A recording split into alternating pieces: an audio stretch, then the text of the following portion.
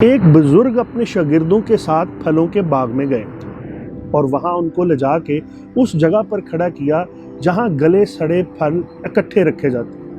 یہ وہ پھل ہیں جو کسی طوفان کی وجہ سے یا کسی مشکل حالات کی وجہ سے وقت سے پہلے اپنی شاخ سے ٹوٹ کے گر جاتے ہیں۔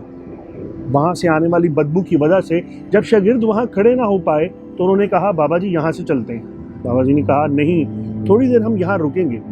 کچھ دیر کے بعد بابا جی نے کہا تم یقیناً یہ سوچ رہے ہوگے کہ یہاں کھڑے ہونے اور اس بدبو کو سونگھنے کی وجہ کیا ہے؟ تو بابا جی نے کہا میں تمہیں بتانا چاہتا ہوں کہ وہ چیز جو کسی مشکل حالات یا طوفان کی وجہ سے وقت سے پہلے اپنی شاخ سے الگ ہو جائے ان کا حال یہی ہوتا ہے، وہ گل سڑ جاتے ہیں اور بدبودار ہو جاتے ہیں۔ تو آج کچھ سبق میں تمہیں دینا چاہتا ہوں۔ پہلا یہ کہ آئیڈینٹیفائی کرو کہ تمہاری وہ شاخ کون سی ہے جو تمہیں توانائی دیتی رہتی ہے اور تمہیں پنپنے، بڑھنے، پھولنے میں مدد دیتی ہے۔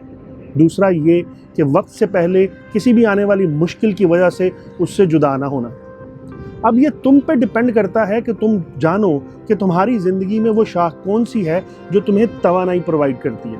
ہو سکتا ہے تمہاری زندگی میں وہ شاخ مذہب ہو یعنی اسلام ہو، تو اگر اسلام ہے تو مرنے سے پہلے اس کی ٹہنی سے جدا مت ہونا، یہ کہ تم گل سڑ جاؤ گے اور بدبودار ہو جاؤ گے۔ اگر تمہاری زندگی میں تمہاری شاخ تمہارے ماں باپ ہیں تو وقت سے پہلے ان سے جدا نہ ہونا، یہ کہ تم کامیاب ہو جاؤ تو ان کو بھول نہ جانا۔ اگر تمہاری ٹہنی تمہارا ہسبینڈ ہے تو وقت سے پہلے اس سے جدا نہ ہونا، بے شک اس کے حالات کتنے ہی خراب کیوں نہ ہو اور وہ کتنی ہی مشکل میں کیوں نہ ہو۔ تو ہمیں یہ جاننے کی ضرورت ہے کہ ہماری زندگی میں وہ کون کون سی شاخیں ہیں جو ہمیں توانائی پرووائڈ کرتی ہیں، اور وہ کون سا وقت ہے جو کہ جدائی کا ہے۔ اس سے پہلے اپنی شاخ سے جدا مت ہوں، نہیں تو گل سڑ جائیں گے اور بدبودار ہو جائیں گے۔ اللہ حافظ۔